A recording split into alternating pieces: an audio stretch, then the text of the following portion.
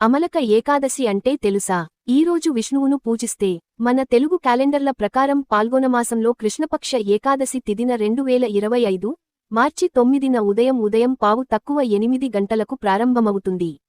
అదే సమయంలో ఈ తిథి మార్చి 10న ఉదయం 7:44 గంటలకు ముగుస్తుంది. ఈరోజు ఎవరైతే ఉపవాస దీక్షలను ఆచరిస్తూ శ్రీమహావిష్ణువుని పూజిస్తే సమస్త పాపాలన్నీ తొలగిపోతాయని భక్తుల నమ్మకం. ఈ అమలక ఏకాదశి రోజున ప్రత్యేకించి ఉసిరి చెట్టు కింద ఏకాదశి వ్రతాన్ని ఆచరిస్తారు. ఇలా వ్రతాన్ని ఆచరిస్తే పుణ్యాలకు పుట్టినిల్లుగా మారుతుందని, భోగభాగ్యాలతో తులతూగుతాయని, జీవితంలో ఎటువంటి లోటు లేకుండా సంతోషంగా జీవించవచ్చని. ఈ అమలక ఏకాదశి నాడు ఎవరైతే పూజలు చేసి, ఉపవాసాలను చేస్తూ, దానధర్మాలను చేస్తారో వారికి వైకుంఠ ప్రాప్తి కలుగునని పురాణాల్లో చెప్పబడినది. ఉసిరి చెట్టు అంటే శ్రీమహావిష్ణువుకి ఎంతో ప్రీతికరం. ఎందుకనగా శ్రీమహావిష్ణువు ఉసిరి చెట్టులో కొలువై ఉంటాడు.